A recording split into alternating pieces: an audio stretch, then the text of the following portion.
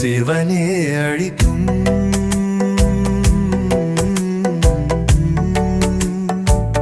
சிவனே அழிக்கும் மித தெரிவானா ஞான முரளே மித தெரிவானா ஞான முரளே சிவனே அழிக்கும் மித தெரிவானா ஞான முரளே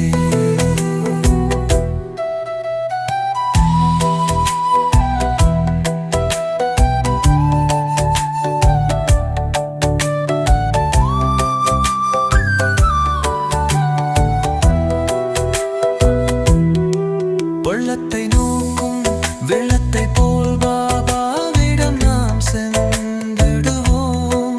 பொள்ளத்தை நோக்கும் வெள்ளத்தை போல் பாபாவிடம் நாம் சென்றிடுவோம். முள்ளான மங்கை மலராக்கியானே முள்ளான மங்கை மலராக்கியானே மூவதும் அர்ப்பணி செய்வோம்.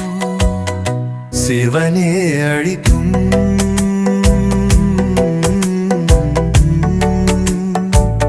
சிவனே அழிக்கும் மித தெரிவானா ஞான முரளே மித தெரிவானா ஞான முரளே. ஓம் சாந்தி.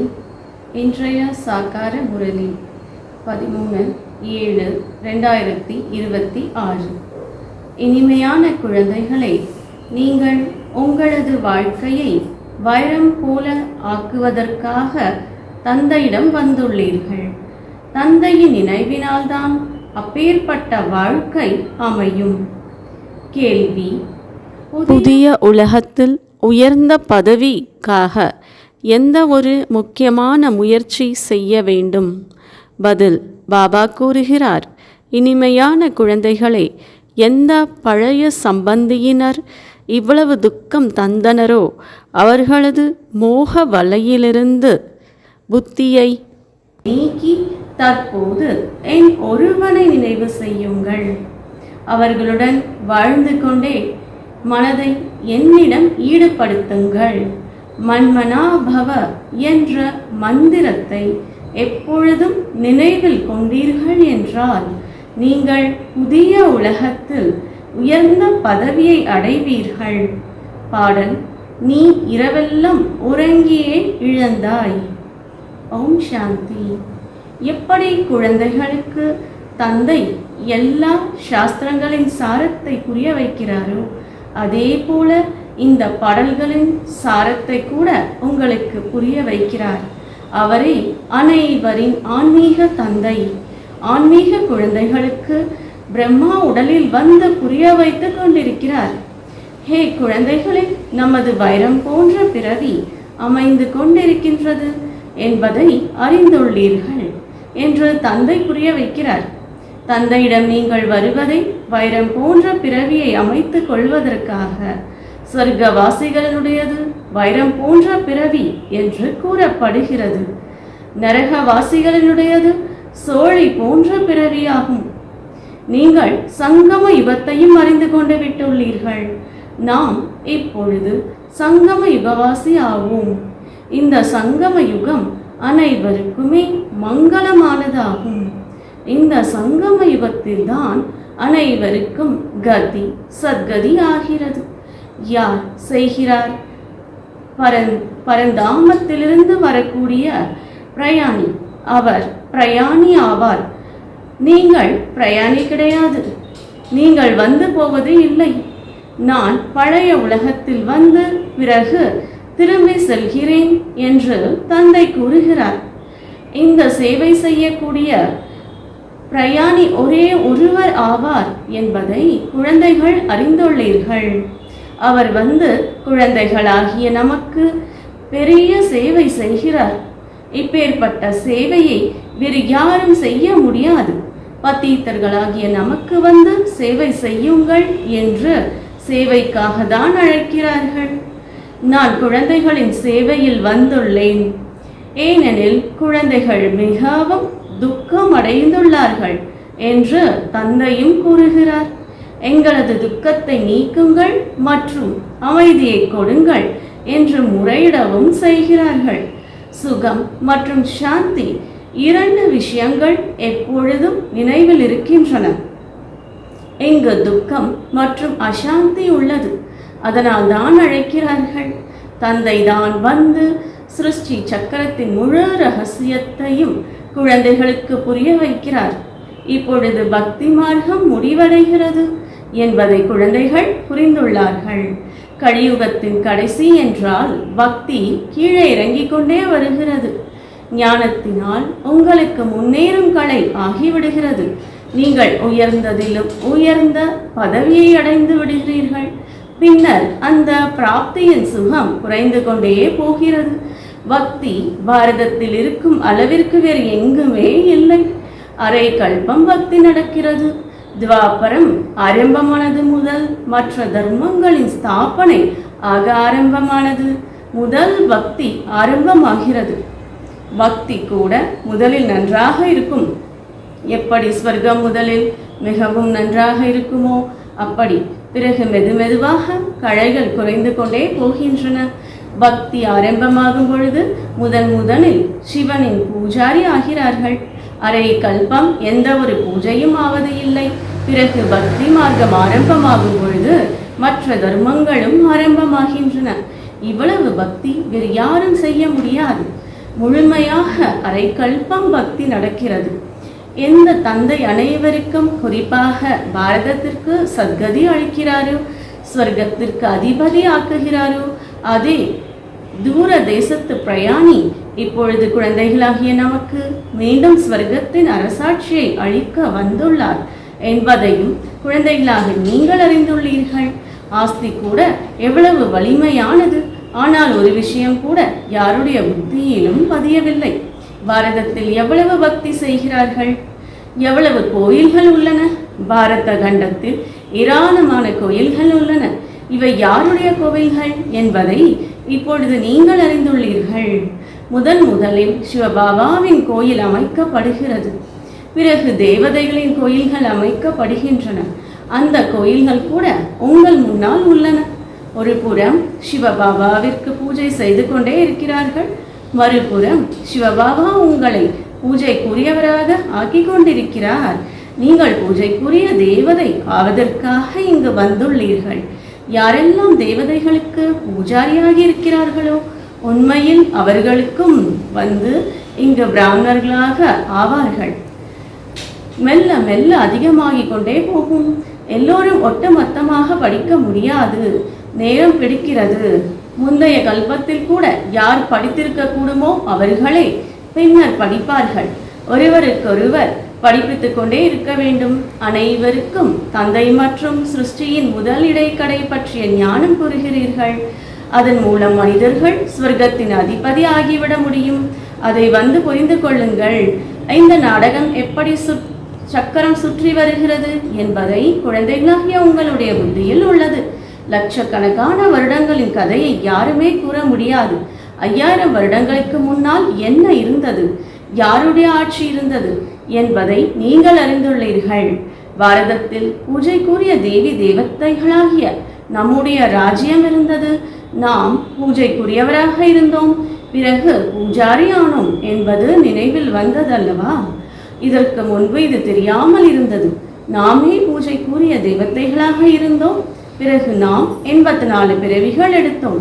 84 பிறவிகளின் கதை லக்ஷ்மி நாராயணனுடையதாகும்.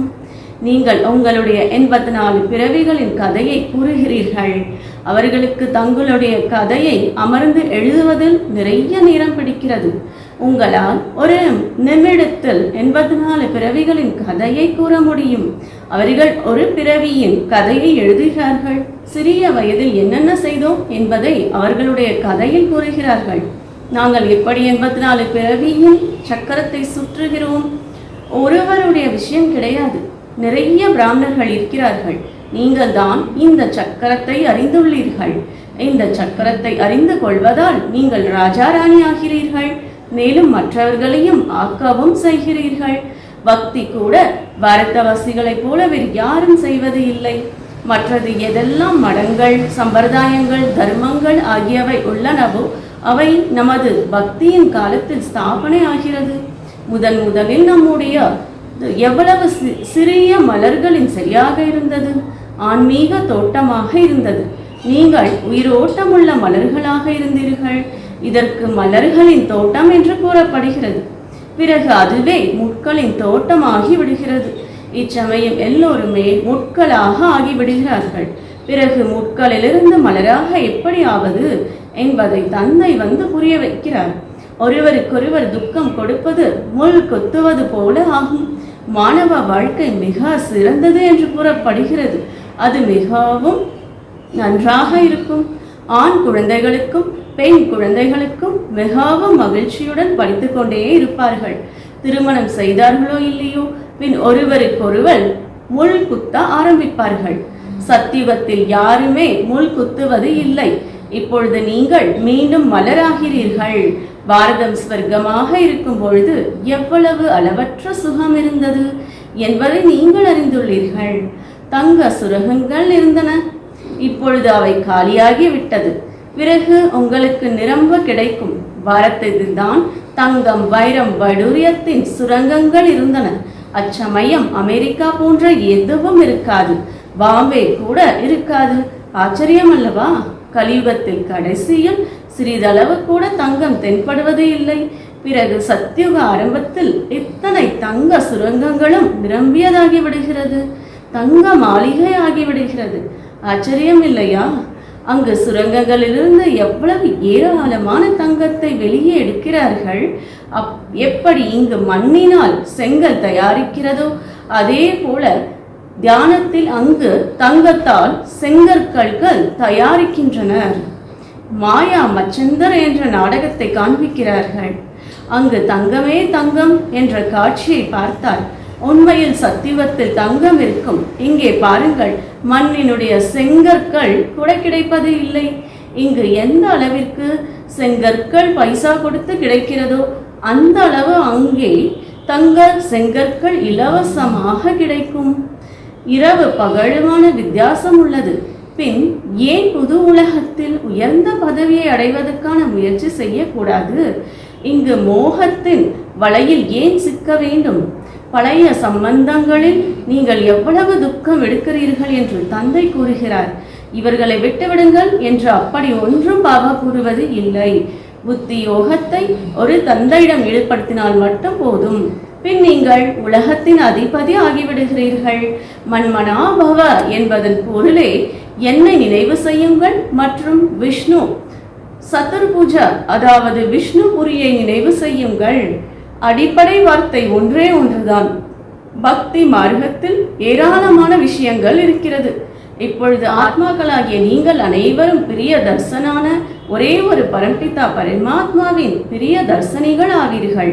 அவர் உங்களை சுகதாமத்திற்கு அதிபதி ஆக்குகிறார். அனைத்து ஆத்மாக்களும் அவரை நினைவு செய்கிறார்கள்.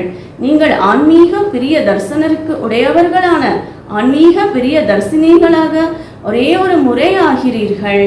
மற்றபடி எல்லா மனிதர்களும் உலகியலிலான பிரிய தர்சனி மற்றும் பிரிய தர்ஷனர் ஆகி இருக்கிறார்கள். இப்பொழுது எல்லையில்லாத பிரிய தர்சினிகளுக்கு எல்லையில்லாத பிரிய தர்ஷனர் வந்து கிடைத்துள்ளார். வருங்கள், வந்து எங்களை பதீத நிலையிலிருந்து பாவனமாக ஆக்குங்கள் என்று அனைவரும் அவருக்கு கூறுகிறார்கள். ஒருவரை தான் அழைக்கிறார்கள். நமது ஆத்மா பதீதமாக ஆகிவிட்டுள்ளது. எனவே பதீத பாவனரை வாருங்கள் என்று அழைக்கிறார்கள் என்பதை நீங்கள் அறிந்துள்ளீர்கள். கும்பமேளா நடைபெறுகிறது.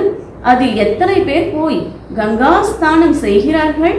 நன்மை எதுவும் கிடையாது. யாருமே தூய்மையாவது இல்லை.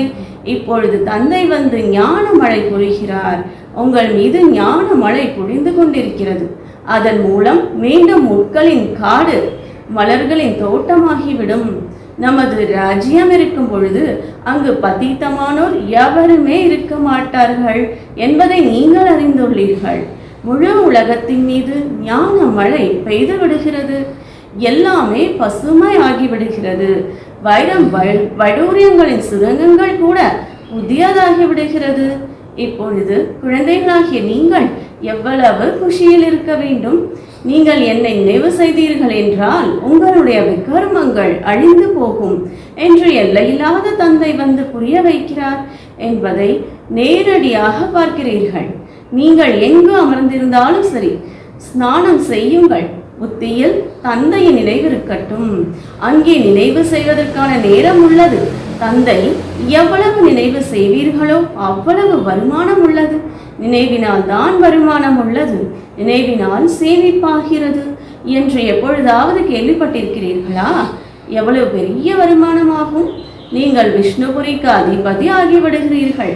ஆத்மாக்களாகிய நம்முடைய தந்தை நிராகாரமானவர் ஆவார் என்பதை நீங்கள் அறிந்துள்ளீர்கள். அவர் இந்த சரீரத்தின் ஆதாரம் எடுத்துள்ளார். பாகீரதனின் வர்ணனை கூட உள்ளது அல்லவா? பாகியசாலி ரதமாகும். அந்த ரதத்தில் பரம்பிதாவின் பரம ஆத்மா சவாரி செய்கிறார். ஆத்மாவின் ரதம் தயாராக ஆகிவிடும் பொழுது சட்டென்று ஆத்மா வந்து பிரவேசம் செய்கிறது. தன்னை இந்த ரதத்தில் தான் வந்து ஞானத்தை மட்டும் அளிக்க வேண்டியுள்ளது. அநேக பிறவிகளின் கடைசி பிறவியில் வான பிரஸ்த நிலையாகும் பொழுது நான் வந்து இவருக்குள் பிரவேசம் செய்கிறேன் அல்லது இந்த ரதத்தில் வந்து அமருகிறேன். மற்றபடி எந்த ஒரு குதிரை வண்டி ரதத்தின் விஷயம் கிடையாது. இப்பொழுது உங்களுக்கு இந்த ஞானம் கிடைத்துள்ளது. தந்தை வந்து நேரடியாக குழந்தைகளுக்கு உங்களுக்கு புரிய வைக்கிறார். உங்களுக்கு மிகுந்த குஷி இருக்க வேண்டும். ஐசிஎஸ் பரீட்சைக்காக படிக்கிறார்கள் என்றால் மிகுந்த போதை இருக்கும். அது எல்லாவற்றையும் விட உயர்ந்த பரீட்சையாகும். உங்களுடையதும் இது படிப்பாகும். இது பகவானின் பாடசாலையாகும். இப்பொழுது பகவான் யார் என்ற கேள்வி எழுகிறது. ஸ்ரீ கிருஷ்ணர் இல்லை சிவபாபா? அனைவருக்கும் பகவான் யார்? ஒரே ஒரு நிராகாரமானவரை தவிர எல்லோருமே கிருஷ்ணரை ஏற்றுக்கொள்ள மாட்டார்கள். அனைத்து ஆத்மாக்களின் தந்தை அவர் நிராகாரமான பரம்பிதா பரமாத்மா ஆவார். அவர் எப்பொழுதும் பரந்தாமத்தில் இருக்கிறார். குழந்தைகளை ஸ்வர்க்கத்திற்கு அதிபதியாக ஆக்க ஒரே ஒரு முறை வருகிறார். அதே பாபா கல்ப கல்பமாக வந்து நம்மை ஆண்டியிலிருந்து அரசனாக்குகிறார் என்பதை நீங்கள் அறிந்துள்ளீர்கள். பாரதம் இப்பொழுது மிகவும் ஏழையாக உள்ளது இல்லையா? பிறகு அடுத்த பிறவியில் என்ன ஆக வேண்டியுள்ளது என்பது எல்லாமே உங்களுக்கு சாட்சாத்காரம் ஆகியுள்ளது. விநாசத்தினுடைய சாட்சாத்காரம் கூட செய்துள்ளீர்கள். ஸ்தாபனையையும் பார்த்துள்ளீர்கள். நான் உங்களை ராஜாக்களுக்கெல்லாம் ராஜாவாக ஆக்குகிறேன் என்று பகவான் கூறுகிறார். நிறைய தான புண்ணியம் செய்வதால் ஒரு சிலருக்கு அல்ப கால சுகம் கிடைக்கிறது. ராஜாக்களிடம் பிறவி எடுத்து பிறகு உடனே இறந்து விடுகிறது. ஒரு சில கற்பத்திலேயே இறந்து விடுகிறது. ஒரு சிலது அங்கஹீனம் உடையவர்களாக காது கேளாதவர்களாகி விடுகிறார்கள். எப்படி கர்மம் செய்கிறார்களோ அப்படி பதவியை அடைகிறார்கள். இப்பொழுது உங்களை ராஜாக்களுக்கெல்லாம் ராஜா ஆக்குகிறார். பாபா நாங்கள் சமர்ப்பணமாகிறோம் என்று நீங்கள் கூறுகிறீர்கள். எனவே நீங்கள் அவசியம் ராஜ்யத்தை பெறுவீர்கள். பாரத தேசம் மகாதானி கண்டம் என்று கூறப்படுகிறது. இங்குதான் புண்ணியம் நிறைய செய்கிறார்கள். அது பிறகு பக்தி மார்க்கத்தில் ஆரம்பமாகிறது. இப்பொழுது தந்தை உங்களுக்கு 21 பிறவிகளுக்கு தானம் கொடுக்கிறார். இப்பொழுது நீங்கள் பாபா மீது சமர்ப்பணம் ஆகிறீர்கள். உடல் மனம் பொருளாகிய எல்லாவற்றையும் கொடுத்து விட்டீர்கள். இப்பொழுது ட்ரஸ்டியாகி இருங்கள் என்று தந்தை கூறுகிறார். உங்கள் வீடு வாசலை பராமரியுங்கள். எல்லாமே சிவபாபாவினுடையதாகும். நான் உங்களுடையவன் ஆவேன். உங்களை தான் நினைவு செய்கிறேன். மனதார சமர்ப்பணம் செய்கிறார்கள். தாராளமாக மாளிகையில் இருங்கள், உலாவுங்கள், சுற்றுங்கள், குஷியை கொண்டாடுங்கள். என்னை மட்டும் நினைவு செய்தீர்கள் என்றால் நீங்கள் மகிழ்ச்சியாக இருப்பீர்கள் என்று தந்தை கூறுகிறார். நீங்கள் உலகத்திற்கு அதிபதியாக இருந்தீர்கள். இப்பொழுது மீண்டும் நீங்கள் முயற்சி செய்து அதுபோல் ஆகிறீர்கள். இனிமையிலும் இனிமையான குழந்தைகளே, இந்த யோக பலத்தினால்தான் நீங்கள் விக்கர்மங்களை வென்றவர்கள் ஆவீர்கள் என்று தந்தை புரிய வைக்கிறார். தந்தையின் நினைவினால் நீங்கள் உலகத்திற்கு அதிபதி ஆகிறீர்கள். நல்லது. தாரணைக்கான முக்கிய சாரம்: ராஜ்ய பதவியை பெறுவதற்காக தந்தை மீது முழுமையாக சமர்ப்பணமாக வேண்டும். உடல், மனம், பொருள் அனைத்தையும் சமர்ப்பணம் செய்து ட்ரஸ்டியாகி இருக்க வேண்டும். விக்கர்மங்களை வென்றவர் ஆவதற்கான முயற்சி செய்ய வேண்டும். நினைவில்தான் வருமானம் உள்ளது. எனவே நிரந்தர நினைவில் இருப்பதற்கான முயற்சி செய்ய வேண்டும். மலர்களின் உலகத்திற்கு அதிகாரியாகிவிடக்கூடிய வகையில் அப்பேற்பட்ட ஆன்மீக மலராக வேண்டும். உள்ளுக்குள் எந்த ஒரு முள் கூட இருக்கக்கூடாது. வரதானம்: ஒரு பாபாவிடமே முழு உலகையும் அனுபவம் செய்யும் எல்லையில்லா வைராக்கியம் உள்ளவர் ஆகுக. ஒரு தந்தையை மட்டுமே தனது உலகமாக நினைப்பவரே எல்லையில்லா வைராகியம் உடையவர் ஆவார். தந்தையை தன் உலகமென உணர்ந்தவர் தன் உலகிலேயே உறைந்திருப்பார். வேறு பக்கம் செல்லவே மாட்டார் எனும்போது தானாகவே ஒதுங்கிவிடும். உலகத்திற்குள் மனிதர்கள், வைபவங்கள் அனைத்தும் வந்துவிடும். தந்தையின் செல்வமே தனது செல்வமானதால் இதே நினைவினால் எல்லையில்லா வைராக்கியம் அடைவார்கள். எவரையும் பார்த்தும் பாராதிருப்பார். எதுவும் கண்ணில் தென்படாது. ஸ்லோகன்: சக்தி வாய்ந்த மனோநிலையை அனுபவம் செய்ய வேண்டுமெனில் ஏகாந்தம் மற்றும் இனிமையில் சமநிலை வையுங்கள். ஓம் சாந்தி.